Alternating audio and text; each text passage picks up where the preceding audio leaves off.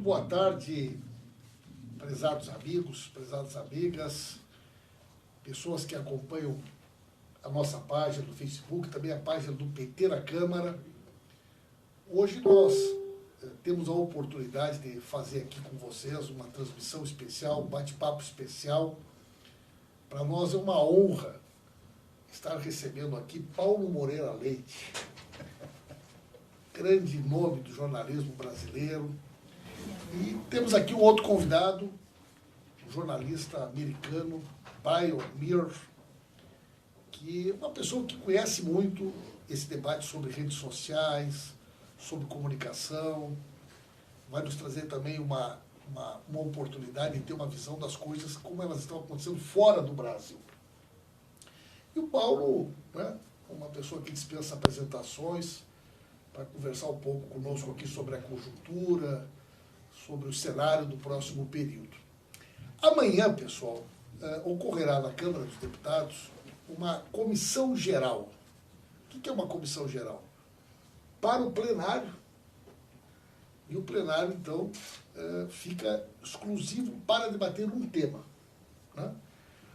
E nessas audiências da comissão geral, são convidados as pessoas que vão participar e que, evidentemente, são indicados pelos diferentes partidos. Então, nós vamos ter lá pessoas indicadas pelos democratas, que com certeza devem indicar pessoas do MBL, né?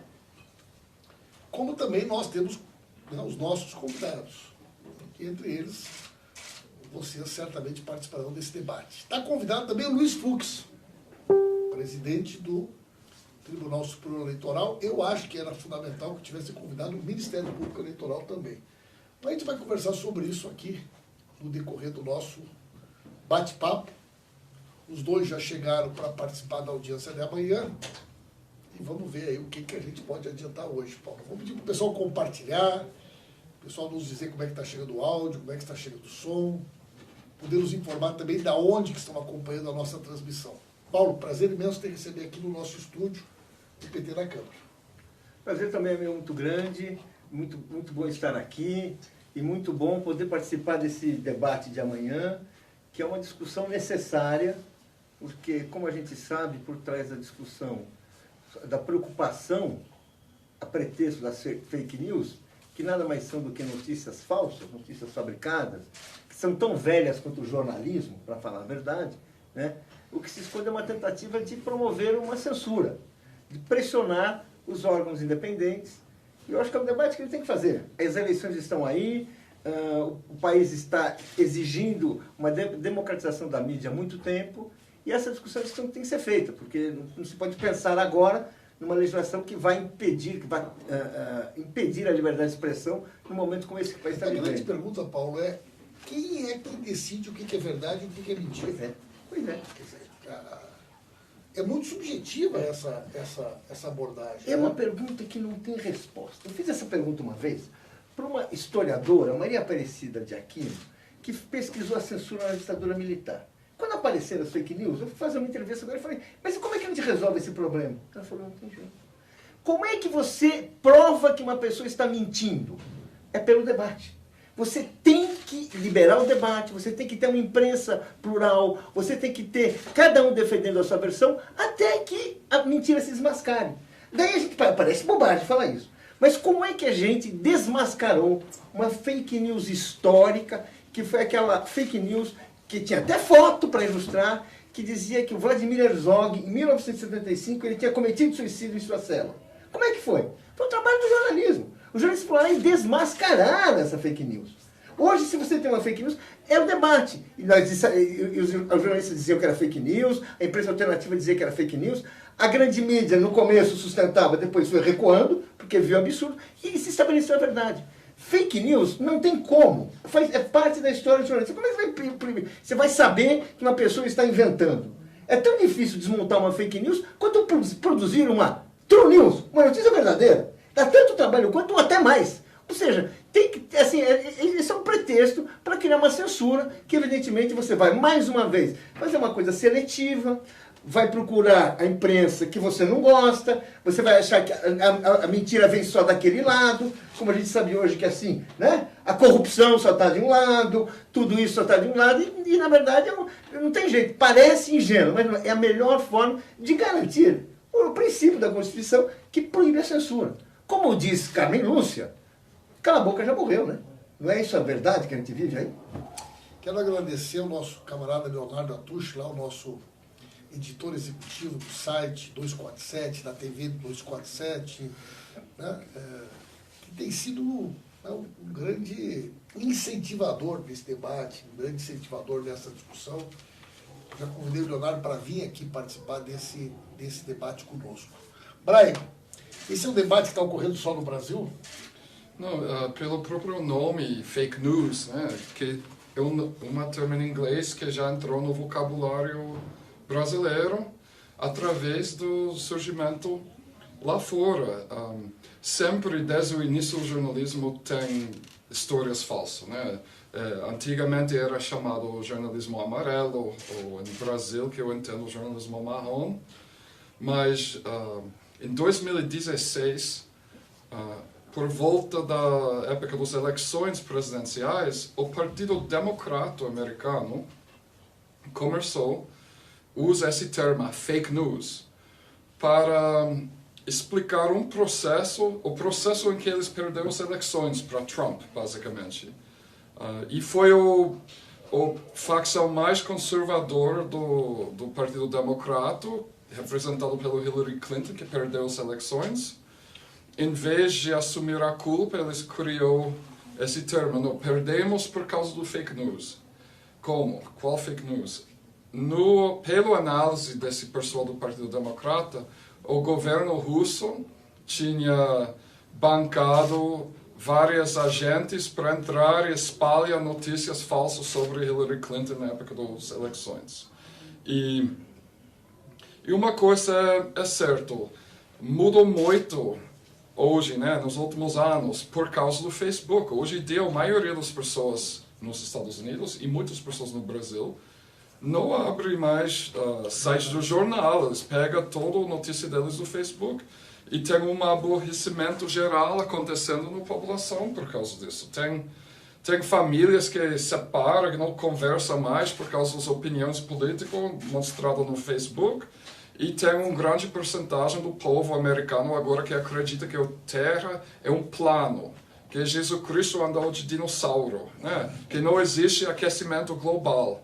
E o próprio presidente Trump é um cara que caiu repetidamente em várias teorias de conspiração que ele viu no Facebook e no Twitter, por exemplo, que Obama nasceu na África. Ele passou 8 anos falando isso.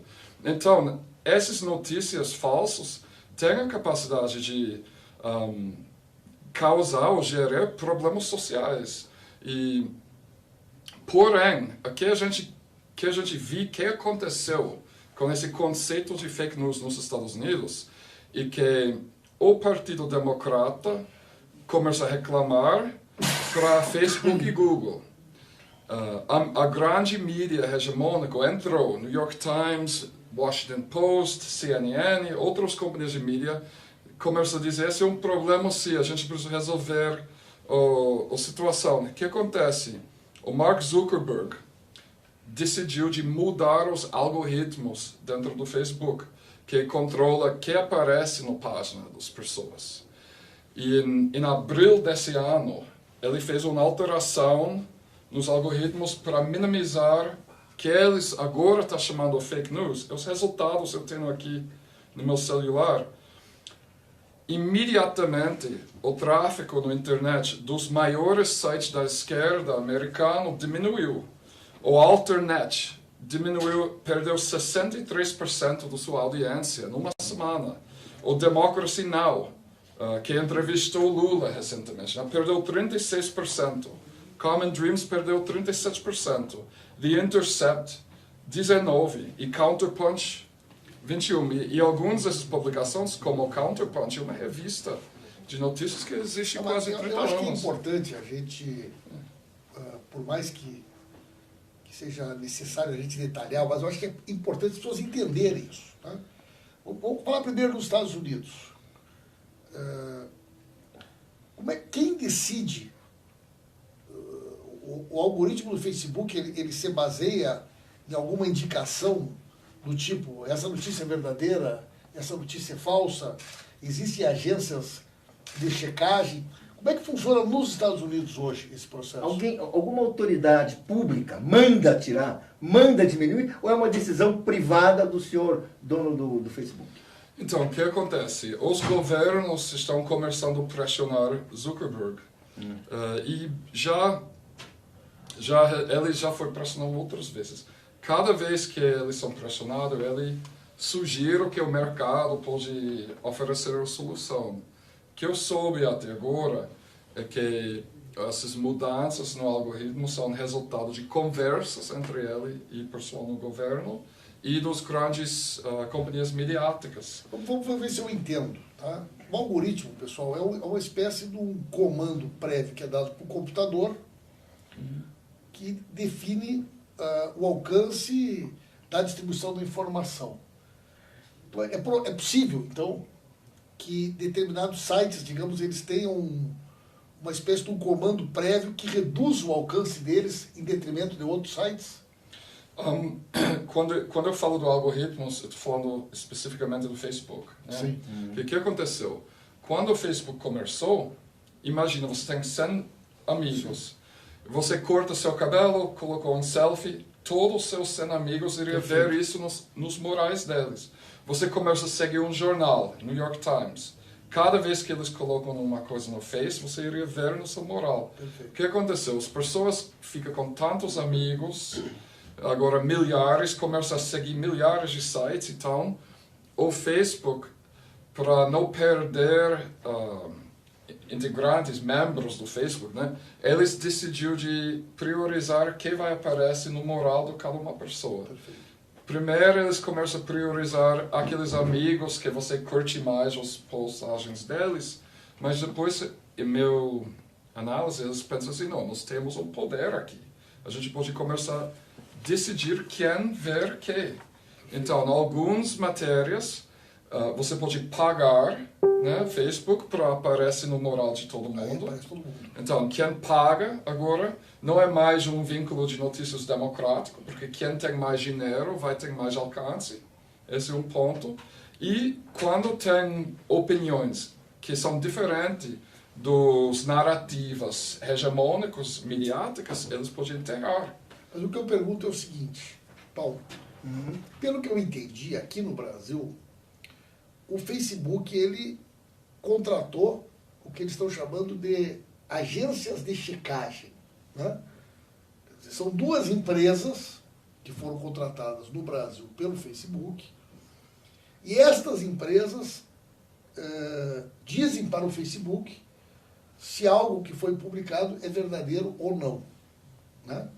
Bom, isso é extremamente complicado. Né? Quer dizer, além da questão do método, quer dizer, quem são as empresas contratadas? Né? Então, eu acho que... Mas vamos começar pelo método. Vamos começar uma coisa de boa fé. Eu estou publicando uma notícia, eu não quero publicar uma notícia falsa, porque ninguém quer publicar uma notícia falsa. Né? Todos nós queremos publicar coisas verdadeiras, informações confiáveis.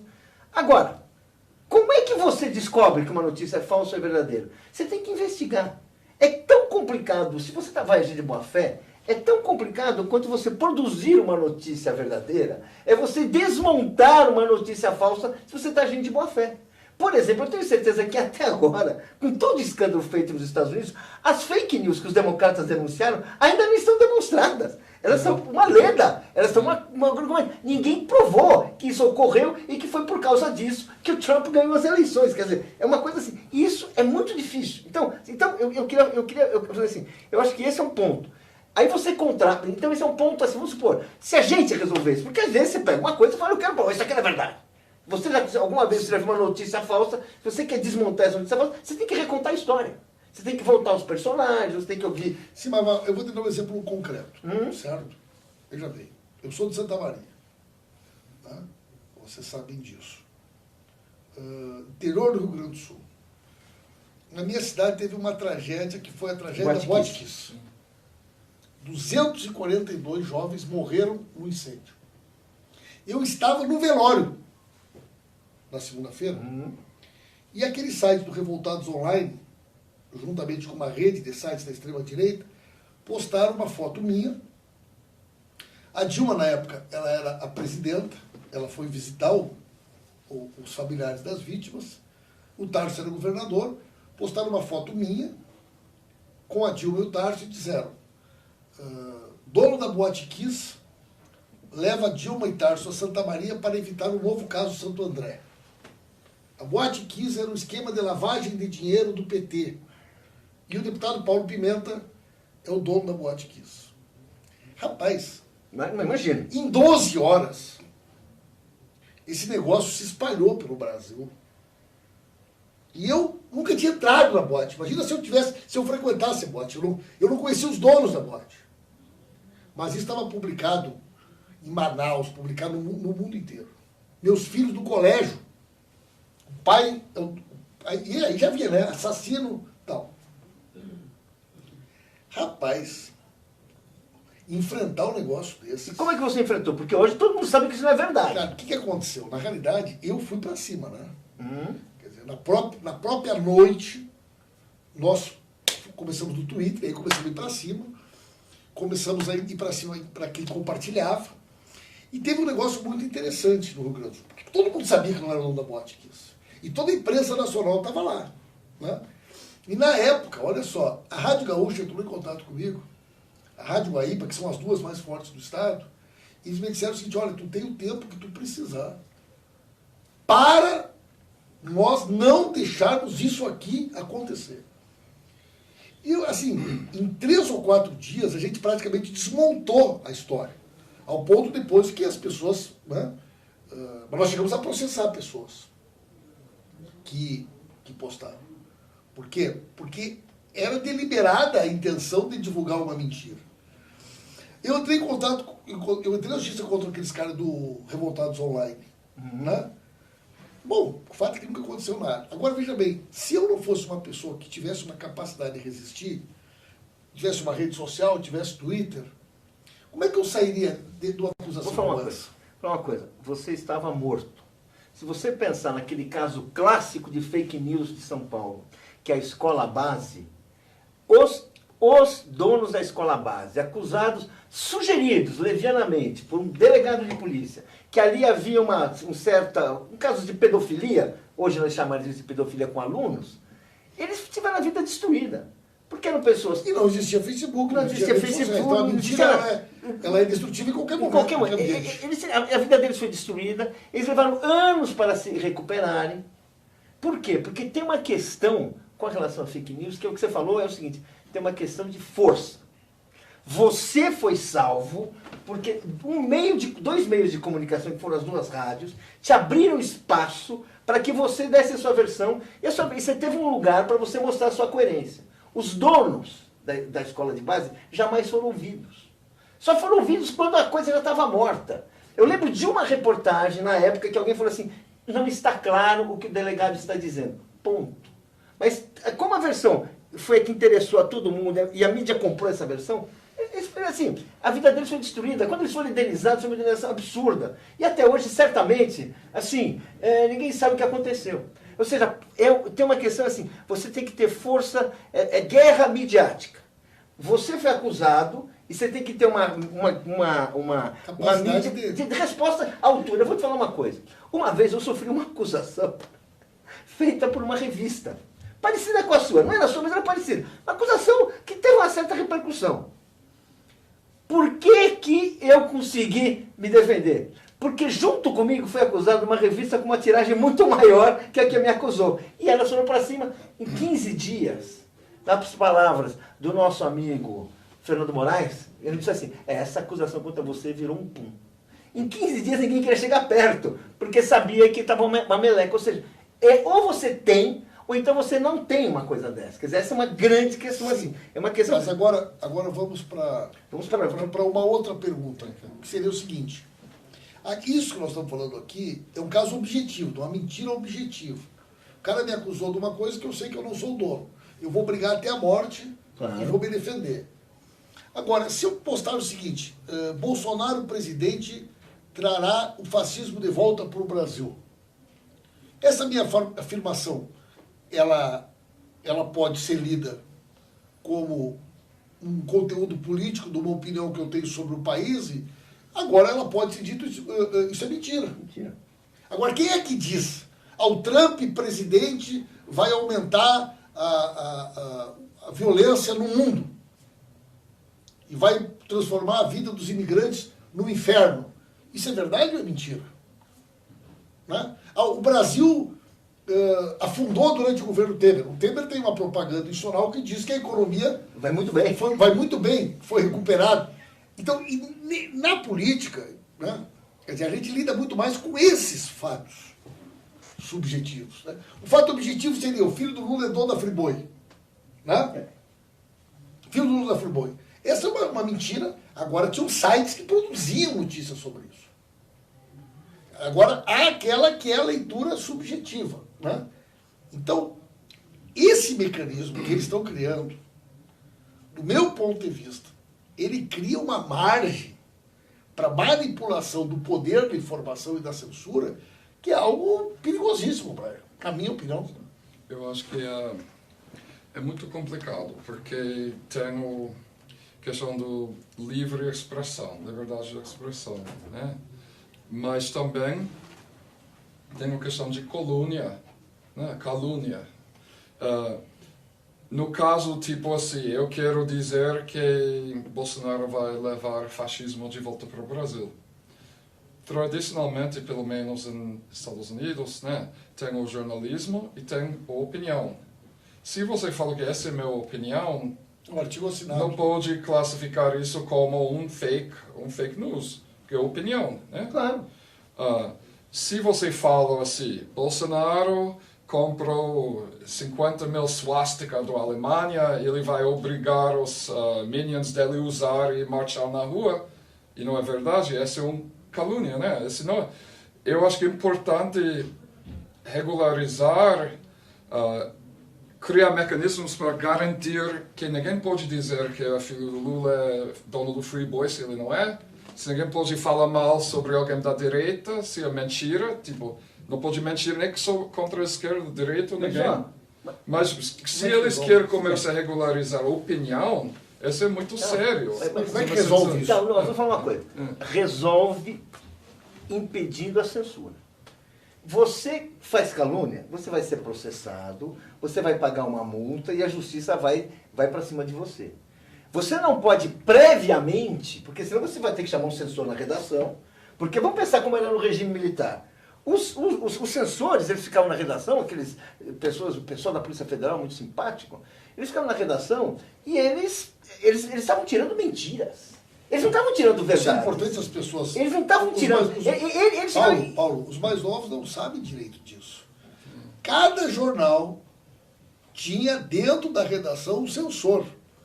E antes dele ir para a impressão, antes de ir para a rotativa, o censor tirava tudo aquilo que ele entendia que era mentira, que era ruim para o país, que ia criar confusão. Sabe, os argumentos assim, sabe, assim, tinha pessoas que eram simplesmente vetadas. Você não podia, durante anos, falar de Dom Helder. Porque o regime, olha como o regime tem uma paranoia do conservadorismo brasileiro, que é o Prêmio Nobel. Eles tinham medo que o Dom Helder virasse Prêmio Nobel da Paz. Então eles proibiam menção a Dom Helder. Como hoje eles fazem com o Táquila Duran. Exatamente. O nome Táquila Duran, por exemplo, não parece na mídia brasileira. Mas não é pelo Prêmio da Paz. Né? Isso que aconteceu eles tiram o nome, exatamente, como se aquela pessoa não existisse. A censura fica mais sofisticada. Em capitalismo moderno, a censura pela omissão. Você não deixa, você não sabe que está censurado. Você publica e você não tem acesso ao mercado, você não tem acesso ao público. Né? Que é o que se faz quando você mexe no algoritmo. Sim. Você rebaixa. Né? Quando uma coisa é, aspas, polêmica, quando uma coisa fere o consenso, vamos chamar assim, que a gente vive um período em que a mídia tenta construir consensos, você é rebaixado, você é excluído. Né? Você vira marginalizado. Né? Mas eu acho, voltando assim, na minha liberdade não pode mexer. Porque se mexer na liberdade, meu amigo, acabou a brincadeira. Liberdade é o direito de opinião. Exatamente, liberdade de expressão. Liberdade de expressão. Se você escrever uma mentira, seja processado e pague uma pena. Tem penas Responda pelo pesadas. que você disse. Agora, Eu tenho uma colocação. fala, claro, desculpa. Hoje em dia, as mentiras voam tão rápido e o processo jurídico demora tanto que eu lembro, por exemplo, anos em que eu tinha amigos insistindo que Lulinho era dono do Friboi. Quando ele ganha o caso, os danos já foram feitos. Então, não tem como criar, porque a mídia social acelera tudo. Não é mais uma questão de uma história num jornal. Agora sai em 1 minuto para o mundo inteiro se alguém criar um. Mas, Então, o que pode ser feito? Sim, mas é uma pergunta que é a seguinte. Existem hoje sites e blogs que só existem para divulgar fake news? eu acho que existem. Eu também acho que Claro existem. que sim. Exatamente. Claro que existem. E esses sites, esses blogs, que só existem para produzir fake news. Por exemplo, eu me recordo uma oportunidade, teve um outro fato assim, que era absurdo, e aí fomos atrás. Quase todos os sites eles eram hospedados em Singapura, ou eles eram hospedados na Rússia, entendeu? Então, a justiça brasileira Não tem acesso. não tem acesso. E isso ocorreu, inclusive, em período eleitoral. É isso que eu quero chegar agora. Porque o que acontece? Se eu tenho um site em Singapura e eu impulsiono uma postagem para o Brasil, ela vai vir para o Brasil. Como é que é a justiça brasileira? Como é que é a justiça eleitoral brasileira? Como é que o doutor Luiz Fux. é o famoso Luiz Moradia. Luiz Moradia Fux, sabia? Como é que o Luiz Moradia vai resolver essa questão? O Luiz Moradia disse agora que vai contratar no TSE um grupo de pessoas que vai dizer para a Justiça Eleitoral, porque o grande problema pela frente agora é o seguinte: pela primeira vez o Facebook vai poder ser impulsionado na campanha eleitoral. E quem é que vai dizer se aquilo que o candidato disse é mentira ou é verdade? O Luiz Moradia? Fux? Pois é. Ou é o Luiz Moradia Fux, ou é uma comissão que o Luiz Moradia Fux pode nomear, né? Que vai ser uma comissão que pode ser os célebres especialistas, que sempre tem, né? O Silvio Santos gostava dos universitários, né? Ele resolvia os problemas, chama os universitários. E aí tinha qualquer coisa lá, ele chamava os universitários. Vamos dizer assim, é isso. Eu continuo achando que não existe aposta que não seja o princípio primeiro, que não pode haver censura. O princípio segundo, pau, processo, investiga. O estrago vai ser feito? Vai. Mas, assim, não existe outra saída, a não ser censura. E aí a gente não pode aceitar.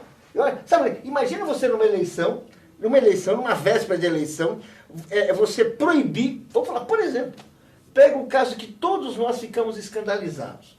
O depoimento da Luriana na campanha de 89. Contra a Luriana na campanha de 89. Da mãe da Luriana. Uma coisa criminosa, vergonhosa. Que a Globo manipulou. Que manipulou, etc. O que você faz com aquilo? Você vai proibir? Você vai intervir na campanha, porque aquilo não foi uma matéria da Globo. Aquilo foi inicialmente uma coisa do programa eleitoral. Do Collor. Do Collor. Você vai proibir? Sabe, quer dizer, é vexaminoso. Eu acho, vou te falar uma coisa, que vamos dizer assim, num país onde você tem uma imprensa plural, onde você tem uma liberdade, esse tipo de coisa se desmoraliza, sabe? Se volta contra, sabe? Eu não acho assim, você não... Porque não tem jeito, se você chamar a liberdade, se você chamar o censor, meu amigo, sai de baixo. Você vai ser a primeira vítima. Você vai ser a primeira vítima. Ele pode até proibir um. O próximo vai ser... O que você está querendo falar aí, Paulo Pimenta? Não, isso aqui também não, né, Paulo Pimenta? Dizer assim, por exemplo, outro dia alguém me falou assim, aquela campanha da campanha do Partido dos Trabalhadores contra a Marina. Lembra aquela coisa dos... A história do sequestro do Abílio Diniz. Pois é. A história do sequestro do Abílio Diniz. Claro. A Globo foi quem vendeu para o mundo aquela mentira. Exatamente. A Globo que vendeu para o mundo aquela mentira. Agora, a Europa tem feito uma discussão um pouco diferente da discussão americana, né? Eu tenho visto que o Facebook foi chamado no Congresso, foi na Inglaterra, foi chamado em outros lugares, né? Isso enrola. Eles têm um conjunto de cuidados sobre dados pessoais, sobre divulgação de dados pessoais. Porque a grande questão nessa eleição é o seguinte: eu vejo, aqui tem a cartilha, isso aqui é a cartilha do Tribunal Superior Eleitoral, saiu hoje. Né? Então aqui diz assim, ó, que é proibido comercializar informações. Certo? Agora, É proibido comercializar informações? o que o Facebook faz é comercializar informações, é só o que ele faz. Porque o impulsionamento direto, o que ele é? Eu vou dizer para o Facebook, quanto tu me cobra para mandar um anúncio só para quem mora em Santa Maria? Ele vai me dizer tanto. Ele vai tirar de dentro do Facebook, do perfil das pessoas, a informação que elas botaram ali que elas são de Santa Maria, e ele vai vender para mim esse serviço. Então, eu vou dizer uma coisa para vocês. Eu acho que se já está delicado esse assunto, na campanha eleitoral, isso aí vai virar um Deus nos acuda. É a minha leitura. Então, é uma coisa para não ter censura, né? Por quê? Porque, como você falou, pode processar se eles metem. Mas, como o Paulo falou, se ela está em Singapura, não pode processar. Então, quem que você pode processar? Quem deve ter regras para seguir é o próprio Facebook. Sim. Você deve ter o direito de processar Facebook. É por causa que a Europa, a União Europeia, a Inglaterra, chamou Mark Zuckerberg porque ele está querendo criar uma estrutura regulatória para regularizar compartilhamento de dados pessoais e também para tentar colocar um pouco de sanidade nessa situação. Porque agora as leis do Brasil não funcionam em outros países e a solução até agora de deixar Zuckerberg, deixar Facebook regularizar quais informações são verdadeiras e quais são falsas, já está gerando problemas. Porque quando o assessor do Papa apresentou Lula com um rosário semana passada, não foi? Esse assunto que alguns jornais brasileiros, alguns sites, deu cobertura ao evento e foram caluniados, defamados de ser espalhadores de fake news. Sim. E não era o caso. E quando o Jornal do Vaticano fez a retracção, pediu desculpa, não entrou na mídia. Eu acho que esse caso, Brian, eu acho que ele é muito importante a gente debater. Né? Quer dizer, foi o assessor do Papa fazer a visita e não foi autorizada a visita porque supostamente questionaram em primeiro lugar se ele era assessor do Papa. E ele entregou um rosário que foi abençoado pelo Papa e foi enviado pelo Papa para o Lula. E a mídia, né, independente, toda ela deu essa notícia. Houve uma denúncia para o Facebook que acionou a tal da agência de checagem, Lupa, que concluiu que era fake news, que a matéria não era verdadeira. E tirou do ar. O Facebook tirou do ar. O Facebook tirou do ar. Mais tarde, o Vaticano fez uma nova postagem dizendo o seguinte: não, ele é assessor do Papa e esse rosário foi abençoado pelo Papa para o Lula. Não teve nenhuma manifestação da agência de checagem e as matérias que foram tiradas do ar de maneira, né, autoritária, quer dizer, o Facebook decidiu, não, eu não vou deixar isso aqui ser divulgado, até agora não voltou atrás. Sabia que quando o Papa ligou para a esposa da Marielle, no primeiro momento o Vaticano também desmentiu? E ela disse, não, o Papa me ligou. E o Vaticano disse, não, o Papa não ligou. E depois o Papa disse, não, eu liguei sim. Eu liguei porque eu quis ligar. E eu quero desmentir aqui o Vaticano. Só para ver como é difícil provar que uma coisa é fake news. Você vê que o Papa liga para a esposa Marielle, a esposa Marielle diz que recebeu o telefonema, o Vaticano, porque em todo lugar existe luta política, em todo lugar existe uma guerra por hegemonia, no Vaticano... O porta-voz do Itamaraty. O Itamaraty ali não gostou e disse que não era verdade. Provavelmente, porque o Papa não contou para ele. Sim. Provavelmente, porque é luta política. É luta política. Claro. Ou seja, tem que ter... é parte desse trabalho. Você chegar e falar, olha, eu vou chamar uma agência que vai me dizer o que é verdade e o que é mentira. Você tem que chamar, assim, primeiro, os melhores jornalistas que você conhecer. E eles vão ter que ter tempo para fazer um trabalho realmente, vamos supor, um trabalho realmente sério. Tem que chamar as pessoas que escreveram, qual é a tua fonte? Como é que foi? Como é que foi tua conversa? Então eu vou ligar para essa pessoa em off. Você vai ter que refazer um percurso. Não existe você. Vamos dizer assim. Então para que serve isso? O que você quer fazer? Você quer um selo assim de legitimidade para censurar uma notícia. Você quer assim, não, olha, tem uma agência de checagem, de checagem, que você não sabe nem... Independente, aspas, né, porque ela não é alguma outra, e que ela vai dizer que isso aí é falso. Agora, como é que você vai dizer que isso aí... Esse caso do Papa é paradigmático, porque é o seguinte, uma notícia que envolve o chefe de Estado mais importante do mundo e o político mais popular do Brasil, é uma notícia inteiramente verdadeira, e nós passamos 24 horas convivendo com a ideia que é uma notícia falsa. E a Globo, eu cito a Globo, mas as grandes mídias, nenhuma delas, elas simplesmente ignoraram aquilo. Imagina, porra, o Papa, Papa Francisco, o cara mais popular do planeta, manda um rosário pro Lula. E isso não é notícia no Brasil. Sabe por quê, né? Mas você sabe por quê? Porque daí tem um problema. E atrapalha o projeto de esconder o Lula, que é a grande fake news do Brasil. Qual que é? O Lula está desaparecendo politicamente. Essa é uma fake news implícita. O Lula não tem mais chance. O Lula está acabado. E não é verdade. A prova é que quando o Papa manda um presente para o Lula, ele está dizendo, eu me importo com esse cidadão. Né? Eu acho que é uma questão importante, talvez para o debate amanhã e tal, é o seguinte, você manifestou muito fortemente contra a censura, mas a gente tem uma situação hoje em dia em que a maioria do povo pega as notícias deles do Facebook, ou uma grande porcentagem. E o Facebook está censurado diariamente através dos algoritmos. Tem uma empresa privada controlando o acesso da maioria do povo às notícias. Se eles decidem que uma matéria do 247 sobre o rosário do Lula, que foi verdadeiro, é fake, esse danifica a reputação deles. Okay? É pior, se você tem um setor privado censurando notícias, é pior do que o governo. Porque o governo tem, pelo menos, relacionamento entre os leitores, tem um certo nível de poder sobre o governo. Os eleitores, né? No setor privado é só dinheiro, então favorece os ricos. Tem um bilionário agora que está decidindo que a gente pode ver e que a gente não pode ver. Posso fazer uma pergunta para você, senador? Boa. Esse poder é relativo. Vamos dizer assim, por quê? Veja só, o mesmo cidadão que hoje está preso lá em Curitiba, há 10 anos, ele é alvo de uma campanha de toda a mídia, inclusive das notícias publicadas, veiculadas lá, pelo Facebook. Por que a gente imaginar?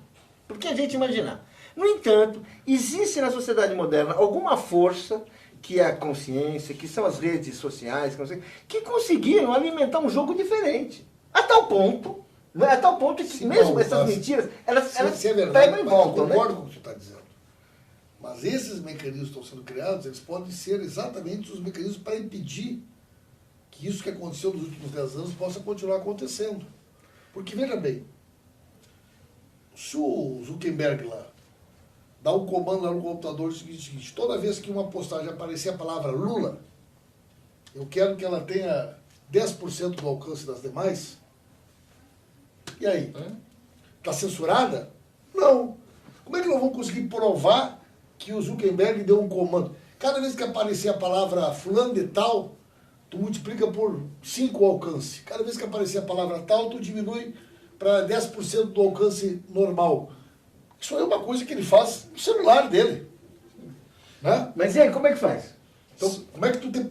Como é? Porque assim... É esse o debate que nós temos que fazer. A democracia não pode ficar refém do Zuckerberg. Entendeu? Exatamente. Mas como é que você faz? Você tem que o quê? Que democratizar a mídia, você tem que ter outros veículos para se contrapor, você tem que dar suporte aos veículos que têm ressonância social e têm pouco recurso econômico. Você tem que fazer isso.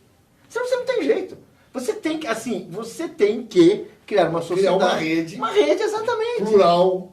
Senão não é possível. Porque assim, não é possível. Não é tão fácil de fazer isso. É difícil pra caramba. Ninguém conseguiu até agora, monta nada para Mas alguém já conseguiu, ao contrário, fazer uma censura do bem? Na boa, vamos falar aqui. Uma censura do bem.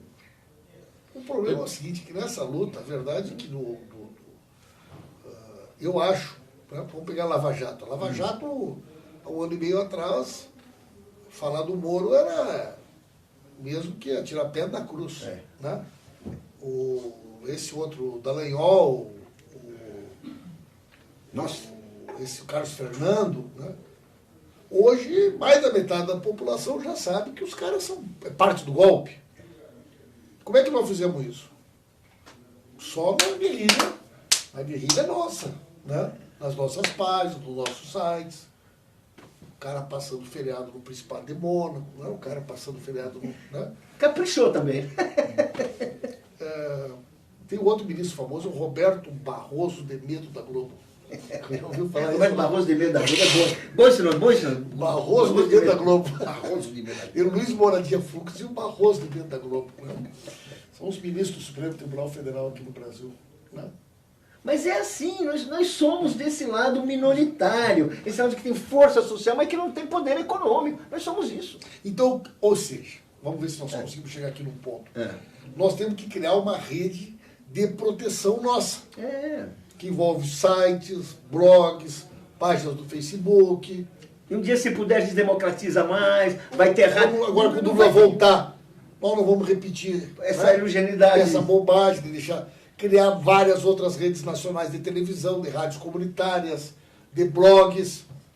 Eu não vejo. Talvez a sociedade se encaminhe para bolhas mesmo. Nós vamos falar com os nossos e eles vão falar com os deles. Isso acontece, isso é um risco, é uma possibilidade mesmo. Mas o que você vai falar, Branco? Eu acho que a gente, que são da esquerda, já criou um certo nível de contra-hegemonia muito forte nos mídias sociais na última década. O problema é que, a partir do abril desse ano, eles estão começando a enterrar. A partir do abril, agora, os maiores sites da esquerda nos Estados Unidos estão sumindo do Facebook. Deixa eu lhe falar uma coisa, olha só. Como é que funciona, né? O PT é a maior bancada do Congresso Nacional. PT, certo? E a Globo, toda a matéria do Jornal Nacional ou do Jornal da Noite, eles sempre colocam um contraponto. Eles dão a versão oficial, entrevistam o cara do PMDB, dos democratas, o fulano de tal da oposição fala. Nunca é do PT. Que é oposição. Nunca é do PT. Né?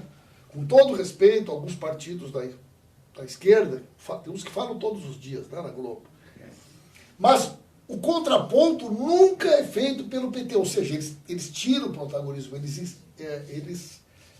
escondem a nossa falseiam o debate real, que o debate real... Mas eu, como líder, eu vou concluir o meu mandato e vou mandar botar uma medalha lá na sala da liderança, é o seguinte: jamais dei uma entrevista para a Globo ou para a revista Veja. Sabia? Tomei uma decisão como líder. Eu não falo com a Globo. Se eu for numa coletiva e eles quiserem, pode ver. Agora, eles me pediram... Aquelas entrevistinhas... Não, dou entrevista. Páginas amarelas. Dou entrevista para a Veja ou dou entrevista para a Globo. E se quiserem falar comigo, é ao vivo. Certo?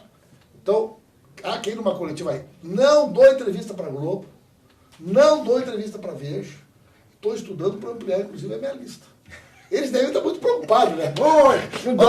Mas pelo menos é um gesto de resistência. Mas olha, eu vou falar. Eu não vejo outro jeito. Não dou entrevista. Você sabe que a imprensa brasileira, depois da independência, era só boato. Você não sabia quem escrevia nada. Sabe, porque é isso.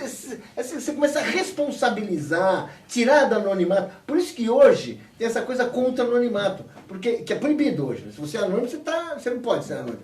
A razão para você proibir é ser anônimo. Né? Você não pode... É a única coisa que está proibida. Né? Brian, e amanhã, esse debate aqui na Câmara, é um debate importante. E eu acho que, além do Luiz Moradia Fux, tinha que ter sido convidado o Nicolau Dino, que é o Ministério Público do Tribunal Superior Eleitoral. Né? E eu vou lá me manifestar amanhã sobre esse assunto, porque eu quero fazer a seguinte pergunta para o Fux: qual é a diferença entre fake news e fake news? O que tu acha, Paulo? Fake News. É o Fux News, que é a mentira que pode ser a mentira da eleição. Ele é o presidente do Tribunal Superior Eleitoral. Eu estou encucado com esse negócio da justiça eleitoral. Está escrito aqui, ó, essa cartilha que saiu hoje. Tá. do Tribunal Superior Então Eleitoral. nós estamos falando de uma outra coisa. Nós estamos falando de uma coisa que é, você viu uma forma de Olha aqui. abuso, Olha de abuso. Olha aqui. Ah, Remoção de conteúdo. Cartilha do Fux. A responsabilidade por danos causados pelo conteúdo somente poderá ser atribuída aos provedores que deixarem de se tornar indisponível o conteúdo que tenha sido apontado como infringente pela Justiça Eleitoral. Olha só. A responsabilidade dos provedores só acontecerá se eles mantiverem no ar o conteúdo considerado infringente pela Justiça Eleitoral. O que é conteúdo infringente da Justiça? O que a Justiça Eleitoral vai vamos dizer? dicionário, o que é infringente? Para você a gente não pergunta que você... Certo? Estaria infringindo. Infringindo, exatamente. A Justiça Eleitoral Ela virou é que vai dizer se uma postagem minha é infringente ou não é infringente. É isso. Luiz Moradia Fux é que vai decidir se eu posso ou não posso falar alguma coisa. Isso é um absurdo, meu amigo, isso é um absurdo. Tanto é um absurdo que a Folha de São Paulo, que 2 dias atrás publicou uma matéria muito interessante sobre uma decisão da Justiça Eleitoral que mandou serem removidas umas notícias sobre a campanha sobre a Marina Silva, porque essas notícias tinham sido publicadas por um site anônimo, não fez a mesma coisa quando a mesma notícia foi publicada pelo Estado, pela Folha e pelo Globo. Olha esse outro aqui. É. A suspensão de acessos, né, a conteúdos informativos de sites e blogs que não cumprirem a lei, e antes era de 24 horas, passa a ser de, no máximo, 24 horas. A Justiça Eleitoral deve, no prazo máximo de 24 horas, determinar se aquela notícia é verdadeira ou não. E a pena será definida proporcionalmente à gravidade da infração. Ou seja, o cara pode mandar tirar do ar o blog. O cara, Pode mandar tirar do site. Vou dizer assim, se a gente vivesse num país normal, democracia em vigor, as instituições funcionando, eu diria assim, olha, isso aqui é inconstitucional. Isso é inconstitucional. O cara quer comandar, dirigir a campanha presidencial. Imagina se eu disser o seguinte: a decisão do Luiz Fux de conceder o auxílio moradia ilegal através de uma liminar para juízes e procuradores do Brasil provocou 5 bilhões de roubo das contas públicas. Eu posso, a Justiça Eleitoral vai me proibir de dizer isso? Mas o que ele está fazendo, isso que você leu, é de fato a censura que a Constituição proíbe. É inacreditável que isso esteja sendo baixado. Isso aqui é a cartilha do Tribunal Superior Eleitoral. É a cartilha da censura. É a cartilha da censura. Eu tenho uma pergunta. Você que é uma figura pública, né? Uma figura pública não pode, mas que impede alguém abrir o blog num outro país e fica espalhando, falando a mesma coisa? Porque tem essas companhias parecidas mais como de propaganda do que notícias. Pode mudar para Paraguai. O servidor, apenas o servidor do site, e fica bombardeando com os aquela mesmos... turma ali daqueles movimentos contra a Dilma, dos chamados os coxinha, né? Ficaram conhecidos como os coxinha. Agora tem os coxinha arrependidos, mas estão com dificuldade para botar a camiseta da seleção, né? Estão sofrendo, né? A maioria daqueles sites eram hospedados fora do Brasil. Tem uma matéria no Estadão de ontem, ou de hoje, falando da Moldávia, um país que as pessoas têm muito site, enfim. Porque aí vem um negócio também seguinte: quem é que financiava aquelas postagens? Quem é que financiava aqueles blogs? Quem é que financiava aquelas campanhas, né? Vem pra rua, MBL, Voltados Online? Quem é que pagava tudo aquilo, gente? Eu acho que é por causa disso que é preciso ter um tipo de estrutura regulamentária sobre Facebook, porque que não pode ser por causa disso que a Europa chama o Zuckerberg para conversar, porque o ano eleitoral está começando, não adianta criar todas essas leis novas se alguém pode abrir uma página em Moldávia e pega dinheiro do não sei onde, né? E fica fazendo calúnia o tempo todo contra um outro candidato. Uma coisa importante, eu acho que a gente tem que fazer, que podia falar amanhã, a gente estava até conversando sobre isso, mas eu acho uma coisa importante, é o seguinte: nós estamos falando de uma instituição privada que é um Estado dentro do Estado, certo? É disso que nós estamos falando. Né? Um Estado dentro do Estado, ela manda, tem um poder absurdo, assim, descomunal, ela tem esse poder, está aí. Né? Bem, a gente precisa chamar o Zuckerberg para o Brasil. Tem que vir para cá, porque acho que, assim como ele está percorrendo o mundo, em respeito primeiro ao tamanho do Brasil. O Brasil é um dos maiores, tem os maiores públicos de internet do mundo, os maiores públicos assim de Netflix do mundo, do que a gente quiser, pelo tamanho dessa população. O Brasil é uma coisa muito importante. Nós temos o direito de debater com ele, como os europeus debateram, como o Congresso americano debateu. Por quê? Porque nós queremos saber. Queremos saber e queremos também cobrar uma postura responsável, que não seja a postura do sujeito que, sabe, é o Darth Vader, que lá de cima manda em tudo. Nós queremos sim que hajam regras, como você falou, tem que ter regras para o Facebook. Não é regras para a nossa liberdade, é regras para o Facebook. Para a nossa liberdade você não pode tocar, agora no Facebook você pode. Sim. Né? O que não pode é o próprio Facebook ser o responsável por isso que ele diz. Quer dizer, não, o mínimo tem que ser o Estado brasileiro tem que debater essa matéria. O que está acontecendo agora? Sem regulações, depende no all game, contando segredos que ninguém sabia, como esse jovem recentemente que liberou informação sobre o roubo de dados pessoais que aconteceu vários anos atrás no Facebook. Eu quero saber qual foi o papel do Facebook nas manifestações de 2013, por exemplo. Porque você veja, vários países no mundo inteiro tinham acontecimentos parecidos. Tunísia, Primavera Árabe, etc. Era todo movimentado pelo Facebook e Twitter. E eu li uma matéria do alguém do governo do estado do Rio Grande do Sul, né, que falou que as pessoas estavam sendo bombardeadas no Facebook do convites para manifestações. Sim. Cada 10 e 10 minutos. Ninguém sabia de onde eles vieram. Né? O financiamento era da onde. Tinha um movimento de baixa tarefa de transporte que foi transformado através do Facebook numa coisa neofascista. Então, seria interessante perguntar a Zuckerberg o que ele sabe sobre 2013, se ele vem para cá. O Brasil tem muito mais usuário do Facebook do que a Inglaterra. Ele foi agora, para a Inglaterra. Nós aqui, hoje, levantamos muito mais dúvidas, né, e preocupações com o debate do que propriamente, né, menos uma certeza, né? Censura não, né? Censura não. Essa certeza não. A gente tem. Essa a gente tem. Partido. Eu acho que tem que ter. E amanhã de manhã, então a gente vai ter essa comissão geral no plenário. Eu acho que essa ideia de nós trazer o Zuckerberg aí, aí no Brasil, vamos aprovar um requerimento convidando ele para vir. O Brasil tem muito mais usuário do que a Inglaterra, tem muito mais importância, né? E eu acho que é isso, né, pessoal? E amanhã vamos acompanhar essa discussão. Vamos, essa é uma discussão boa, muito importante. E esse nosso espaço está à disposição, pessoal, quando vocês quiserem aproveitar também. Uma passada para o Brasil. Não, mas ver outros temas. Podem também entrar de onde vocês estiverem, com entrevista aqui, com comentários. Fazer o... Como é que chama? Hangout. O Atush que gosta muito desse eu falo bate-papo, já falo bate-papo, né?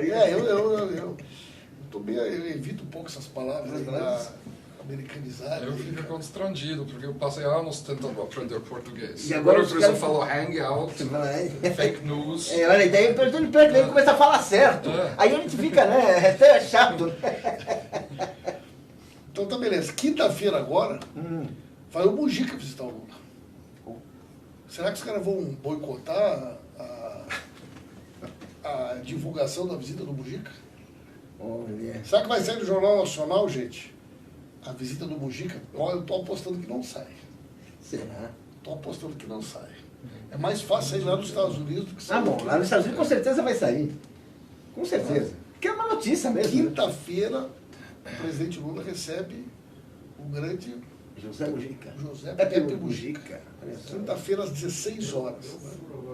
Né? Quinta-feira às 16 horas. É o furo, é? Pepe Olha assim. Mujica. Eita, ali, hein? Ô, Atush, 247 não tá sabendo ainda, hein? Essa você furou, né? Ah, essa 247 não estava sabendo ainda. Né? E a mídia não vai publicar e vai dizer que porque é fake news que eu estou inventando. Fake news inventando agora. Né? Gente, um abraço aí, obrigado. Paulo, Brian, irmão, Obrigado. graças, viu, pela vinda de vocês Boa, aqui. hein? Boa. Amanhã nós vamos estar fazendo toda a cobertura lá. Boa. Muito obrigado, pessoal.